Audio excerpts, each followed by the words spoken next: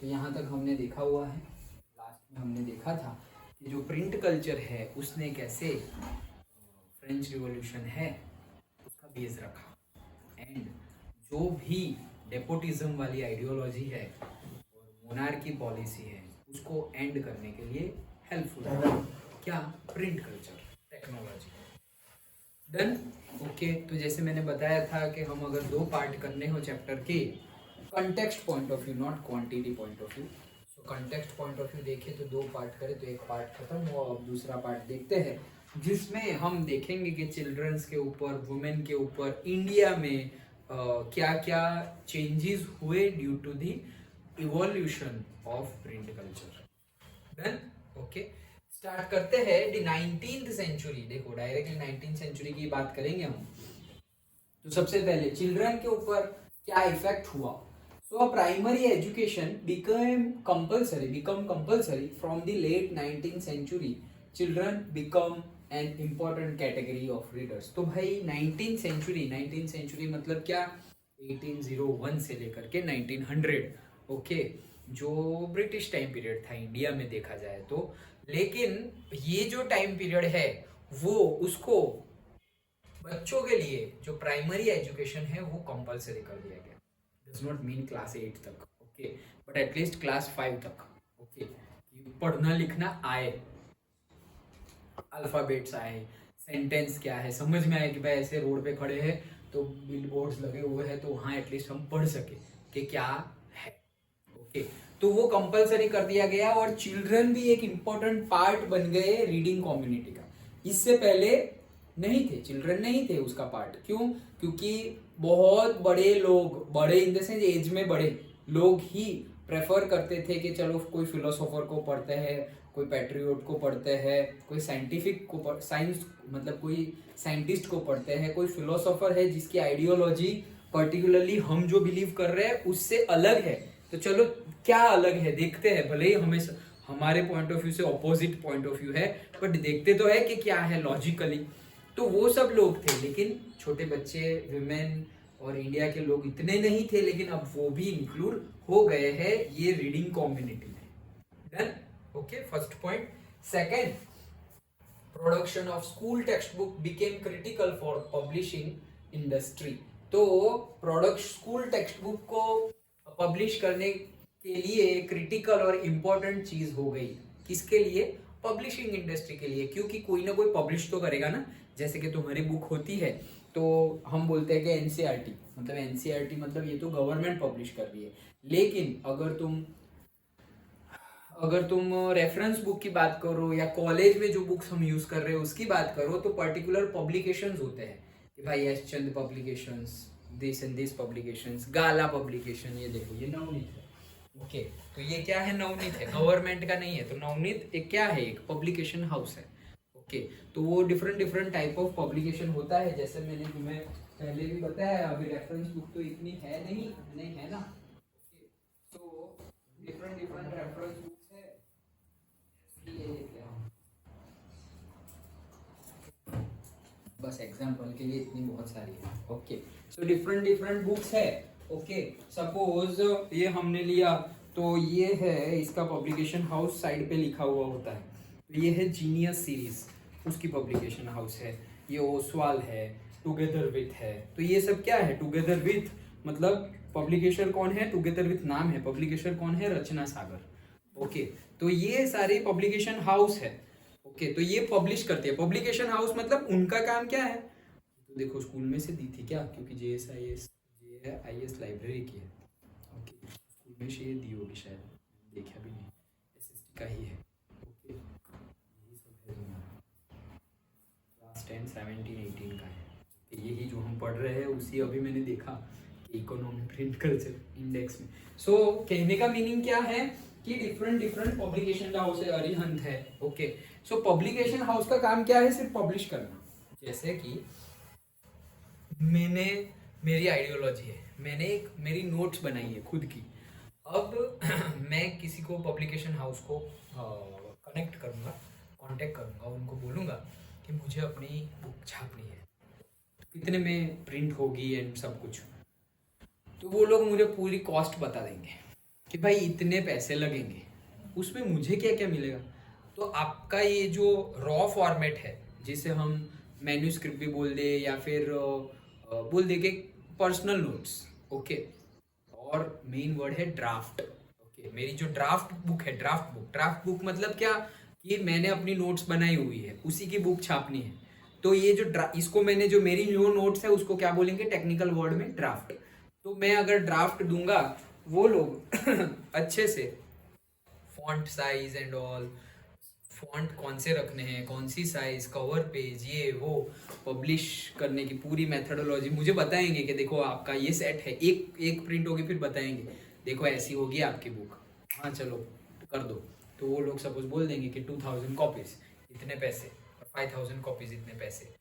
ये सब मैं तो अकेले नहीं कर सकता ना, मैं कैसे करूंगा भाई, मेरे पास तो ना इतना ऐसा प्रिंटर है, ना कुछ है, ना फिर मैं सब टाइप करने बैठूं फॉन्ट ये वो। तो ये सब चेंजेस मेरे लिए बहुत ऐसा नहीं कर सकते हैं, बट बहुत लेंथी काम हो जाएगा।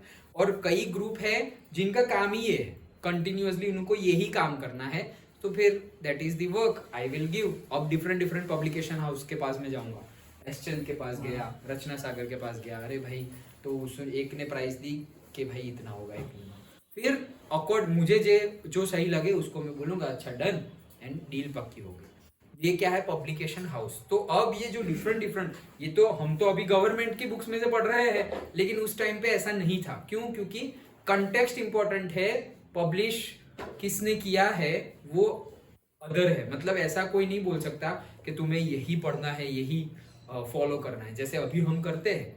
क्यों? क्योंकि गवर्नमेंट हमारे लिए पहले से ही रिसर्च करके बैठी हुई है कि हमारे लिए क्या सही है।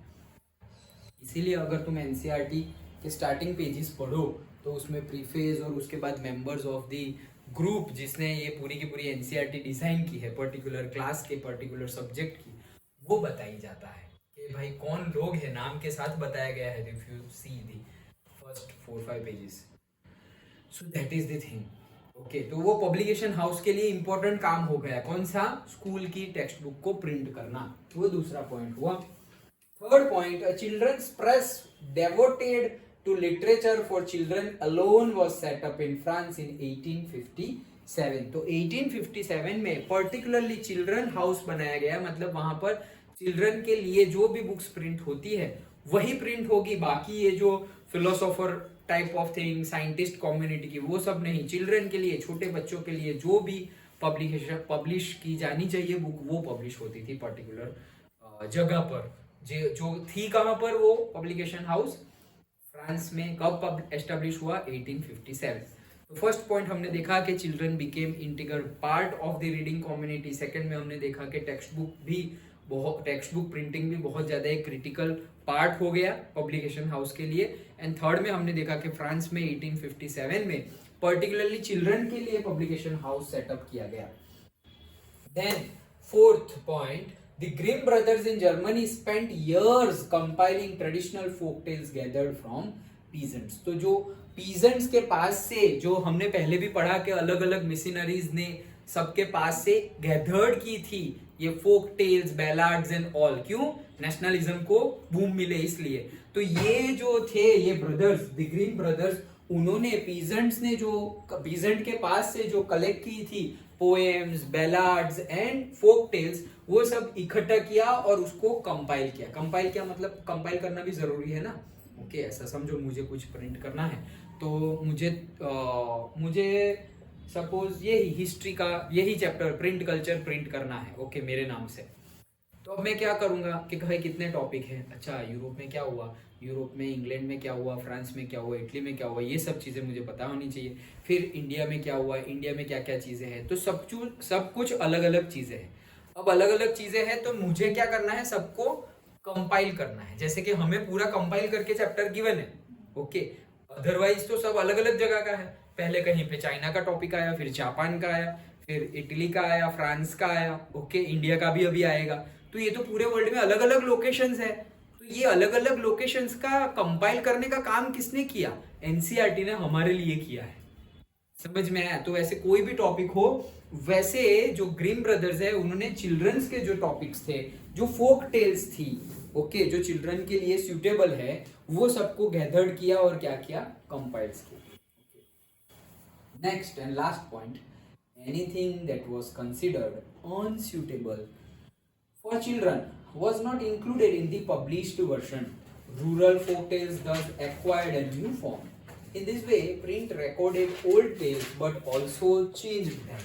तो मतलब ऑब्वियसली जैसे हम बोलते हैं ना एडल्ट कंटेंट, कि भाई एडल्ट हो जाओ, क्यों, क्योंकि एक बार मैच्योरिटी आ जाए, क्या सही क्या गलत, क्या इस हिसाब से एज पॉइंट ऑफ व्यू सही है, इसीलिए नहीं हम देखते मूवीज आई पर्टिकुलर, तो उसमें बोलते हैं कि भाई एडल्ट कंटेंट है, फॉल लैंग्वेजेस है, सेक्सुअल एक्टिविटी भी शो की गई है, स्मोकिंग है, ड्रिंकिंग है, वो सब चीज़ है, तो उसको सर्टिफिकेट मिलेगा गवर्नमेंट की तरफ से ए कैटेगरी का एडल्ट।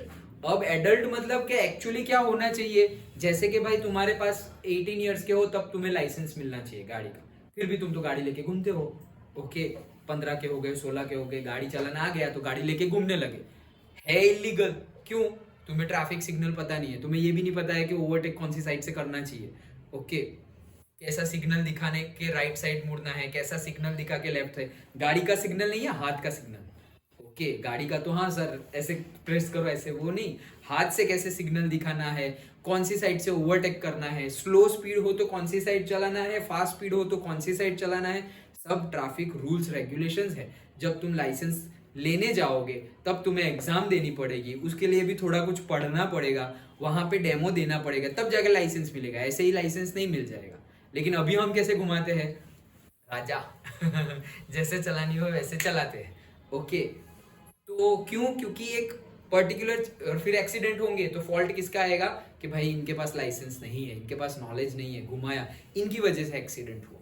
तो वैसे ही ट्रैफिक पुलिस पकड़ेंगी, तुम जाओगे तो ओ भाई लाइसेंस नहीं है, क्यों चला रहे हो, गाड़ी सबमिट करो, लाइसेंस लाओ, फाइन पे करना पड़ेगा, आगे से मत चलाना। वैसे तो वैसे मूवी में भी फिर होना चाहिए कि भाई एडल्ट मूवी है तो 18 प्लस 21 हो जाए, 18 प्लस हो जाए तब जाके जाओ। लेकिन फिर भी बोल तो देते हैं एडल्ट है, टिकट देने के टाइम भी कई कई जो थोड़े बहुत ह्यूमैनिटी बची हुई है तो वो टिकट बेचते समय बोलते हैं भाई ये एडल्ट मूवी है, कोई बच्चे तो नहीं है ना, पूछेंगे पूछेंगे। अब पेरेंट को ही लेना देना नहीं है, हाँ हाँ हाँ कोई नहीं है, सब बड़े ही है, भाई तुम्हारे बच्चे आने वाले हैं, झूठ क्यों बोल रहे हो, अरे घर पे अकेले कैसे रहेंगे, ये वो, मूवी इतनी इंपॉर्टेंट है कि झूठ बोल रहे हो। वो झूठ भी इतनी बड़ी चीज नहीं है, वो बड़ी चीज कब बन जाती है, कौन से चीज के लिए झूठ बोल रहे हो तो। एक तो गलत, और वो गलत भी क्यों, गलत करने के लिए गलत, ओके। तो मतलब वो that ideology, that is the responsibility of the parents. और अगर हम खुद जा रहे हैं तो हम बेवकूफ़ हैं, क्यों? क्योंकि सर्टिफिकेट देने वाले ने तो सर्टिफिकेट दे दिया, अब गवर्नमेंट तो बोलेगी कि भाई तंबाकू टॉबैको खाने से कैंसर हो सकता है, फोटोग्राफ भी दे दिया, फिर भी अगर तुम देख रहे हो और बोलोगे मुझे तो कुछ नहीं होगा, खा रहे हो, तो अब तो क्या करें भाई, ओके, जो होना है वो तो होगा ही फिर। तो वैसे ही क्या है कि जो कंसिडर नहीं करना चाहिए था, तो वो मैं बात कर रहा था कि मूवीज में फिर कैसा होना चाहिए, चेकिंग होना चाहिए, ओके, अच्छा लाइसेंस दिखाओ, 18 ईयर्स पे ही लाइसेंस मिलेगा, वोटर आईडी दिखाओ, कोई भी आइडेंटिटी दिखाओ तब अंदर जाओ। बट इतना कोई कोई बहुत खतरनाक मूवीज हो जाती है ना, उसमें ऐसा होता है कि बहुत खराब वायलेंस दिखाया हुआ होता है। क्यों? क्योंकि बच्चों को अभी कुछ प्रॉब्लम नहीं है, अभी तो देख लेंगे अरे कैसा किया, हाँ उसने चाकू मारा, गोली मारी, ये वो, अभी तो मजा आएगी। लेकिन वो ये छोटे कोमल कोमल दिमाग पे बुरी असर भी करता है। जैसा देखते हैं ना वो जो थोड़े रॉन्ग अपब्रिंगिंग हुई हुई होती है, जिनके पास प्रॉपर नॉलेज नहीं होता, तो वो ऐसा फालतू की चीज देख के इंस्पायर्ड हो जाते हैं कि हम भी ऐसा करेंगे, लाइक दैट। तो उसके लिए कौन रिस्पॉन्सिबल है? एक तो मेकर्स, मेकर्स के बाद पैसों के लिए किसी ने टिकट बेची, और फिर हम भी रिस्पॉन्सिबल है, क्यों, बेवकूफ थोड़ी है, इतना कुछ पढ़ रहे हैं हम, ओके, इतना कुछ पढ़ रहे हैं, सब कुछ पता है, कोई बोल रहा होगा कि ये चीज मत करो, गवर्नमेंट बोल रही है तो कुछ तो होगा ना भाई, सोचा हुआ होगा, हमसे बड़े हैं, हमारे पेरेंट्स हमसे बड़े हैं, वो बताएंगे तो रीजन बताएंगे ना, ऐसे फालतू चीज थोड़ी बताएंगे कि ऐसे मत करो। क्यों ना बोलेंगे भाई, अगर सही नहीं होगा तो सही है इसलिए ना बोल रहे तो नहीं करना चाहिए। लेकिन मैंने बहुत सारे स्टूडेंट्स देखे हैं ओके, कॉलेज में भी, और कॉलेज में आते आते तो चलो बड़े हो गए, बट स्कूल में भी देखे हैं। ओके, अभी जय अम्बे में जब मैं पढ़ा रहा था तब वो मूवी आया था, कौन सा, कबीर सिंह। बोल सर देख के आए आप? तुम कैसे देख के आए बे? ऐसा हुआ मुझे, 10th क्लास के स्टूडेंट। हाँ, तो कि तुम कैसे देख के आ गए, क्योंकि वो तो अलाउ ही नहीं है, 18+ था वो। ओके, तो देन मतलब समझ में आता है कि सर वो तो उन्होंने ही बताया। क्यों? क्योंकि जानना था मुझे भी कि कैसे होते हैं ये फ्रॉड एंड फॉल्ट, और जो भी बोलो, स्कैम, स्कैम तो नहीं बट छोटी, बट गलत तो गलत है। ओके, चोरी चोरी होती है, फिर चाहे तुम किसी भी चीज की करो। तो उन्होंने ही बोला सर हो जाता है, फ्रेंड का लाइसेंस ले गया था, उन्होंने फोटो ध्यान से नहीं देखा, अंदर जाने दिया, ये वो ऐसा सब। करप्ट, देखो हमसे ही हमारा घर बनेगा, हमसे ही हमारी सोसाइटी बनेगी, हमारे सोसाइटी से ही हमारा स्टेट, हमारा नेशन बनेगा। सबको तो सुधार नहीं सकते, खुद को तो चेंज कर सकते हैं। ओके, फिर बाहर जो हो रहा हो हमारे हाथ में तो नहीं है। खुद का जितना भी हमारे हाथ में है, जितना उतना तो हमारा एफर्ट होना चाहिए ना। खुद का भी सब कुछ हमारे हाथ में नहीं है, बट जो भी हमारे हैंड में है, हमारे डिसीजन पावर में है, उतना तो हमें मोरालिटी पॉइंट ऑफ व्यू सोचना चाहिए। दिमाग दिया हुआ है, जानवर तो है नहीं कि भाई ऐसे करो तो ऐसे करने लग जाएंगे, सब कर रहे हैं, सारे जानवर इस साइड जा रहे हैं तो हम भी ऐसे ही चले जाएंगे, ऐसा तो है नहीं। भगवान ने दिमाग दिया हुआ है, सोचो कि क्यों, क्या इसका रिजल्ट क्या होगा। इसीलिए तो हम इवॉल्व है ना, दिमाग है, नहीं तो फिर जानवर में और हम में फर्क क्या है, फिर उसी के जैसे जीना है। तो वही चीज 5th पॉइंट में बताई गई है कि जो पॉइंट और जो थिंग और जो भी चीज बच्चों के लिए सही नहीं है वो निकाल दिया जाता है। ओके, उसको रिमूव कर दिया जाता है। इसीलिए ये जो चिल्ड्रंस की बुक थी उसमें हिस्ट्री तो था, लेकिन थोड़ा बहुत चेंज भी था। क्यों चेंज था? क्योंकि लोगों ने सोचा कि भाई बच्चों के पॉइंट ऑफ व्यू से ये चीज बच्चों को पढ़ने के लिए सही नहीं है। अंडरस्टूड? तो ये 5 पॉइंट हमने देखे। क्या फिर से एक बार रिवाइज कर लेते हैं कि प्राइमरी एजुकेशन कंपलसरी कर दिया गया था बच्चों के लिए, इसीलिए रीडिंग कम्युनिटी में एक नया ग्रुप ऐड हो गया, that is the children group. दूसरा, स्कूल टेक्स्ट बुक भी कंपलसरी हो गई थी, और एक बहुत ही ज्यादा क्रिटिकल चीज हो गई थी पब्लिकेशन हाउस के लिए। ओके, वो दूसरा पॉइंट। थर्ड पॉइंट के पर्टिकुलरली चिल्ड्रंस के लिए फ्रांस में 1857 में पब्लिकेशन हाउस पब्लिश किया गया।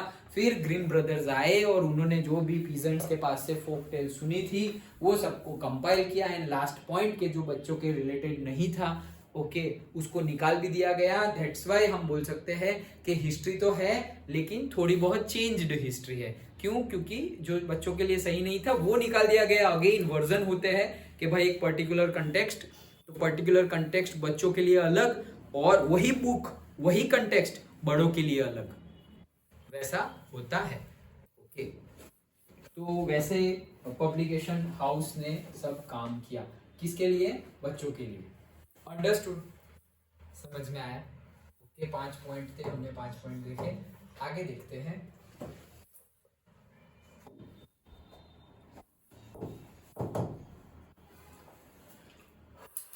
आगे देखते हैं अब वुमन के ऊपर क्या इफेक्ट हुआ प्रिंट रिवॉल्यूशन का। तो देखते हैं वुमेन के ऊपर। Penny magazines were specially meant for women as were manuals teaching proper behaviour and housekeeping. तो भाई जो पेनी मैगजीन थी, चैप बुक, जैसे पेनी चैप बुक की हम बात कर रहे थे कल, तो उसमें मेनली, ऐसा नहीं है सब यूज करते थे, लेकिन ज्यादातर यूज कौन करते थे और ज्यादातर किसके लिए वो पब्लिश होती थी? वुमेन के लिए। क्यों? क्योंकि वुमेन में उनकी मैनुअल टीचिंग, मतलब कि उनका बिहेवियर कैसा होना चाहिए, कुकिंग रेसिपीज, ओके, और बहुत सारी टीचिंग्स पेनी चैप बुक्स में, हाउस कीपिंग कैसे रखनी चाहिए, वो सब उनमें बताया जाता था। दूसरा, some of the best known novelists were women. भाई बहुत वेल नोन नॉवेलिस्ट थे जो नॉवेल लिखते हैं, वो कौन थी? वुमेन थी सारी, अलग अलग नाम याद रखना। Jane Austen, the Brontë sister and the George Eliot. Okay, एक मार्क में शायद पूछा जा सके, इतनी बार देखा नहीं गया है ये क्वेश्चन, बट अगेन पूछा जा सकता है। Their writing became important in defining a new type of woman, that is a person with will, strength of personality, determination and power to think। मतलब कि ये जो well known well known novelist थी, उनकी वजह से क्या चेंज हुआ कि एक नया रूप देखने को मिला, एक नया कैरेक्टरिस्टिक्स देखने को मिली, किसमें? वुमेन में। क्यों? क्योंकि अब वुमेन सिर्फ ऐसे ही नहीं कि भाई जैसे हमने यूरोप में भी देखा था और इंडिया में भी वैसे ही फॉलो हुआ था कि बहुत ज्यादा उनको राइट्स मिलते नहीं थे, ना ही घर में, ना प्रॉपर्टी में, घर की प्रॉपर्टी में, ना घर में राइट्स, और ना ही बाहर पॉलिटिकल वर्ल्ड में और से आउटसाइड वर्ल्ड में भी जो राइट्स मिलने चाहिए, वोटिंग से लेकर के education right, freedom of speech, सब कुछ ओके, वो कुछ भी मिलता नहीं था बाहर पूरे वर्ल्ड में, इंक्लूडिंग इंडिया। एंड अनफॉर्चुनेटली आज की डेट में भी बहुत सारे ऐसे नेशंस है, नेशन तो नहीं बोलेंगे लेकिन बहुत सारी ऐसी रीजियन है वर्ल्ड के अलग अलग पार्ट में कि आज भी ये सिस्टम फॉलो होता है, वुमेन को उनके राइट्स नहीं मिलते और उनको मतलब जस्ट लाइक कंसिडर ही नहीं किया जाता। मतलब अभी भी वही मेंटालिटी फॉलो होती है जिसको हम ऑर्थोडॉक्स मेंटालिटी भी बोलेंगे कि उनका काम सिर्फ और सिर्फ से घर में ही है। हम ऐसा नहीं बोल रहे कि सबको बाहर जाके जॉब करनी चाहिए सारी वुमेन को, it's not like that, but at least suppose education मिल रहा है तो क्या प्रॉब्लम है, वोटिंग का राइट मिल रहा है क्या प्रॉब्लम है, फ्रीडम ऑफ स्पीच मिल रही है क्या प्रॉब्लम है। अभी मैं परेड देख रहा था दिल्ली में जो हो रही है वो, अरे पूरी की पूरी टीम है, रेजिमेंट है वुमेन की, आर्मी पर्सन, ओके। तो मैं देख कर लगेगा वो भाई हम बॉयज से अच्छा तो ये लोग कर रहे हैं शायद, ऐसा लगेगा ओके अगर तुम देखोगे तो भाई सभी सभी में है, ऐसा भी नहीं है, आर्मी में है, नेवी में है, एयरफोर्स में है, सब जगह है ओके। पॉलिटिशियंस है, क्या बाकी रहा? कुछ बाकी नहीं रहा। फिर भी अभी भी मेंटालिटी है कि भाई नहीं नहीं नहीं ऐसा नहीं होना चाहिए, लाइक दैट। मेन ऐसे ऑर्थोडॉक्स सिस्टम और से थिंकिंग पॉलिसीज होती है। बाई चॉइस हो कोई प्रॉब्लम नहीं है ओके, बाई फोर्स हो तो प्रॉब्लम है।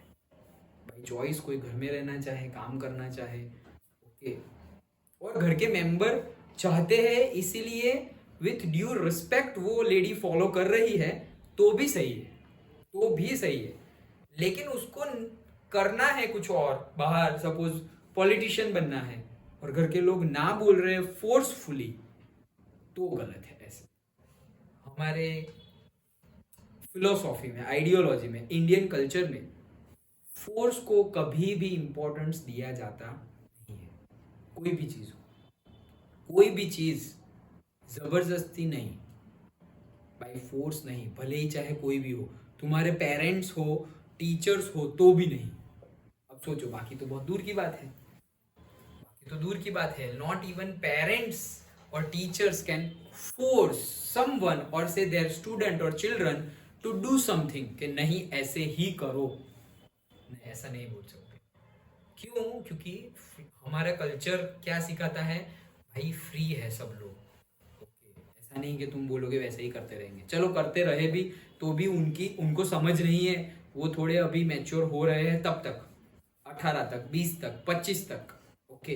अब रिस्पॉन्सिबिलिटी लेना छोड़ दो और उनको उनके हाल पे छोड़ दो, लाइक दैट। क्यों? क्योंकि अगर जिंदगी भर अगर पापा हमें कंधे पे उठा के चलते रहेंगे तो हमें चलना आएगा ही नहीं कभी ओके। भले ही वो उनका केयर है, उनका लव है, लेकिन वो उनके कंधे पे ही हम चलते रहे, हमें पता ही नहीं चलेगा कि कितने गड्ढे होते हैं और कितने कांटे होते हैं रास्ते में, और जिंदगी भर तो रहेंगे नहीं ना। मतलब एक तो टाइम आएगा ना जब सपोज पेरेंट नहीं है ओके, क्योंकि as, life and death circle चलता रहता है, तो सीखेंगे कब भाई? बच्चे सीखेंगे कब? इसीलिए जनरली ये बीड़ा और ये रिस्पॉन्सिबिलिटीज फादर ले लेते हैं और जानबूझ के अपना लव और केयर थोड़ा कम शो करते हैं। हमें लगता है कि बहुत शो करते हैं, लेकिन वो बहुत भी कम है। उनको तो बहुत देना है, लेकिन वो भी जानबूझ के थोड़ा कम देते हैं कि भाई आदत हो जाएगी तो मुश्किल हो जाएगी, लाइक दैट। थोड़ा रफ एंड टफ भी होना चाहिए। वैसे हमें लगेगा कि हमें तो नहीं, तो हमें तो बहुत प्रेम, बहुत प्यार, लव, केयर मिलता है, लेकिन वो तुम्हारे लिए जो बहुत है ना, उनके लिए थोड़ा है, उनके पास तो बहुत है देने के लिए, लेकिन वो इतना ही दे रहे हैं। क्यों? क्योंकि अगर हमें उसकी आदत हो गई तो हमारे लिए ही प्रॉब्लम हो जाएगी ओके। ज्यादा शक्कर फिर डायबिटीज कर देगी ओके। चलो सो उनके वर्क को बहुत ज्यादा इंपॉर्टेंस मिला। एंड फिर वुमेन को अ पर्सन विथ विल भी थी, वुमेन के पास स्ट्रेंथ भी थी एंड डिटर्मिनेशन भी था और पावर टू थिंक भी थी, वैसे कैरेक्टराइज किया गया। Third point, as the readership of women was increasing, publishers started producing novels and journals for women। तो अब बहुत ज्यादा वुमेन कम्युनिटी भी और वुमेन ग्रुप भी पढ़ने लगा, और अगर पढ़ने लगा तो लोग पर्टिकुलरली वुमेन के लिए भी छापने लगे। तो भाई उनको तो फिर तो भाई मिल गया ना, डिमांड एंड सप्लाई, डिमांड आने लगी, अच्छा तुमको भी चाहिए, हमने तो चिल्ड्रन को लिया था, तुम्हें भी चाहिए, तुम्हारे लिए भी लिख रहे हैं, तुम्हारे लिए भी छाप रहे हैं, पढ़ो तुम, आगे बढ़ो, लाइक दैट।